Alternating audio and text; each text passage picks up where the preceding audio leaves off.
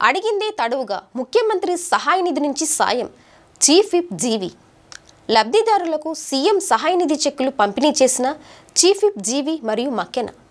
రాష్ట్రంలో పేదలు, అవసరంలో ఉన్నవారు అడిగిందే తడువుగా ముఖ్యమంత్రి సహాయ నిధి నుంచి సీఎం చంద్రబాబు సాయం అందిస్తున్నారని తెలిపారు.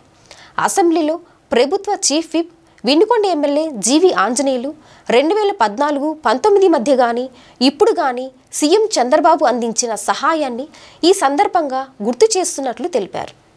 ఆదివారం వినుకొండ నియోజకవర్గ పరిధిలోని వివిధ గ్రామాలకు చెందిన లబ్ధిదారులకు సీఎం సహాయ నిధి నుంచి మంజూరైన చెక్కులను చీఫ్ విప్ జీవి ఆంజనేయులు పంపిణీ చేశారు.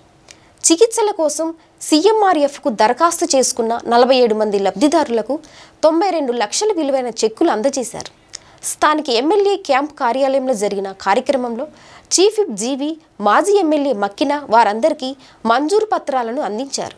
ఈరోజు చంద్రబాబు గారు ఒక లక్ష్యాన్ని ఎంచుకున్నారు. పేదరికం లేని సమాజాన్ని తీసుకురావాలని, ఆర్థికంగా నెంబర్ 1 రాష్ట్రంగా ఎదుగుతున్న రాష్ట్రంగా ఆంధ్రప్రదేశ్ ఉంచాలని విజన్ 2047. అప్పటికి మనకు స్వతంత్రం వచ్చి 100 ఏళ్ళు అవుద్ది. మనకు స్వతంత్రం వచ్చి 100 ఏళ్ళు పూర్తవుద్ది 2047 కల్లా. ఆ పాటికి ఇంకో 23 సంవత్సరాల్లో 2047 కల్లా మన రాష్ట్రాన్ని ఒక అభివృద్ధి చెందినటువంటి గొప్ప రాష్ట్రంగా తీర్చిదిద్దాలని, ప్రతి వ్యక్తి తలసరి ఆదాయం పెంచాలి, ప్రతి కుటుంబం తలసరి ఆదాయం పెంచాలని ఈరోజు చంద్రబాబు గారి లక్ష్యం. అలాగే ప్రతి ఇంటికి ఒక ఉద్యోగం, ప్రతి ఊరికి ఒక పారిశ్రామికవేత్తని అభివృద్ధి చేయాలి అనే లక్ష్యంతో ముందుకు నడుస్తున్నారు ఈనాటి ముఖ్యమంత్రి చంద్రబాబు నాయుడు గారు. వారికి హృదయపూర్వక అభినందనలు తెలియజేస్తూ ధన్యవాదాలు తెలియజేస్తున్నా. ఈ రాష్ట్రం కోసం, రాష్ట్ర భవిష్యత్తు కోసం ప్రతి ఒక్కరూ సంతోషంగా ఉండాలని, హ్యాపీనెస్ ఇండెక్స్ ప్రపంచంలోనే నెంబర్ 1 గా ఆంధ్రప్రదేశ్ ఉండాలని ఓ లక్ష్యంతో ప్రణాళికలు చేపట్టారు చంద్రబాబు గారు. అలాగే ఆరోగ్య ఆంధ్రప్రదేశ్ గా తీర్చిదిద్దాలని, లైఫ్ ఇండెక్స్ పెంచాలని.